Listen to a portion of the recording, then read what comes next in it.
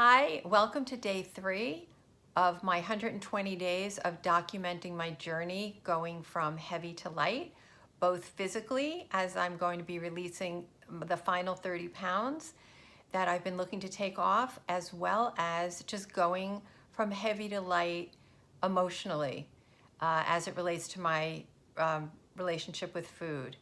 Yesterday I was talking about my need to simplify everything, and I used the idea of the GPS, setting the day with certain intentions about my food so that at the end of the day, my GPS would be taking me to a place that felt light and calm and freeing and peaceful around my eating.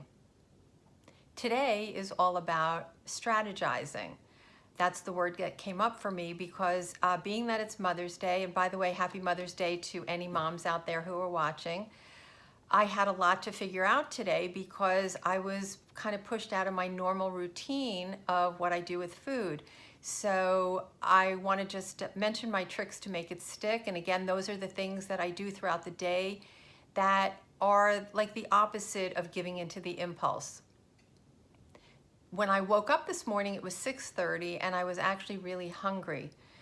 And normally, as you know, in the days of when I was a binge eater, if I was hungry, no matter what time it was, I would just eat. Well, this morning when I got up, it was 6:30, and I thought to myself, will I be happy if I eat breakfast now, or would I rather wait until later? And I knew that I wanted to wait because we were going out for a late lunch. For me, 1:30 is late to be eating lunch. And I didn't want, if I knew if I ate at 6:30 in the morning, I would be starving and feel the need to be eating more. So it just wasn't a good strategy for me. So I was thinking I could lay here in bed and just relax. But what I decided to do instead was get up, put on my sneakers, and get out there. And I started walking, and I was gone for about an hour and 10 minutes. When I got back, I wasn't nearly as hungry, and I just had a lot of water.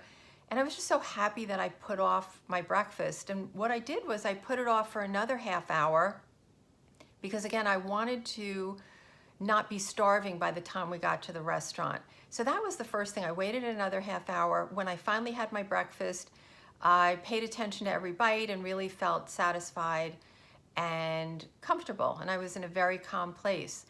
Now, again, I mentioned that our reservation was at 1:30, which for me is very late. And then by the time you eat anything, maybe it's 2 o'clock. So at 11:30, another trick to make it stick I did was I tuned in and I asked myself, are you willing to wait to eat that late, or are you hungry enough to have something? So at 11:30, I realized I really do want to have a baked apple to tide me over.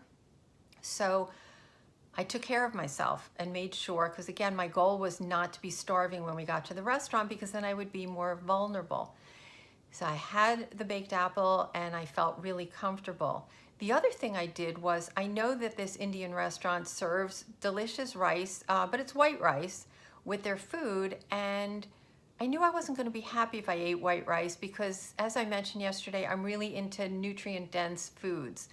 So I made quinoa, which is a grain, in case any of you don't know about that. It's very healthy, and it's just much more nutritious, and for me it's more filling. So I made that and I measured out a half a cup, put it in a container, and brought it with me to the restaurant so that I could have my food with the quinoa and feel much better about it. So that's how lunch played out in terms of looking out for myself. And I ordered my favorite lentil soup that they have there, and I only ate about a third of it because I enjoyed it enough. I paid attention to it and was really part of the experience, and I knew I'd be happier if I just had a little bit of it. And I gave the rest to my mother-in-law, and she was happy about that. And then when my chana masala, my main dish, came, I also had about a third of that portion because I knew I wanted to leave the restaurant feeling comfortable and not feeling heavy, both physically and bloated. And I also didn't want to feel like, oh wow, I really ate too much and I'm upset with myself. So when I left there, I felt great, felt comfortable. The other thing was, my husband had offered either we could go out for dinner for tonight or he would bring food in. And as I mentioned, I think it was yesterday, every night I've been juicing for dinner, and I've loved doing that. So what's in my GPS as often as possible is that my breakfast is taken care of and my dinner is always juicing.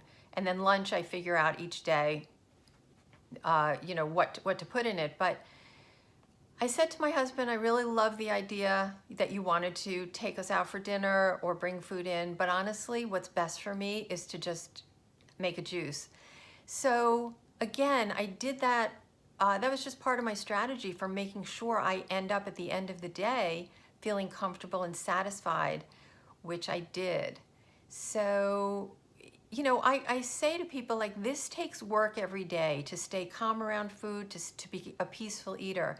It doesn't come naturally when you have an issue like this. And to me, it's worth doing the work. And the work is easy. The work really is all about asking, will I be happy when this is over? Questions like, do I want this now or do I want it later? How much of this can I eat and still be happy when it's over? And every day when I come to the end of the day, when I take care of myself that way, then I get to feel both lighter physically and emotionally. I just feel so much lighter as well. So here I am at the end of my day of food because I just had my juice. I'm happy, I'm comfortable, and thank you for listening. And I look forward to chatting with you again tomorrow. Bye.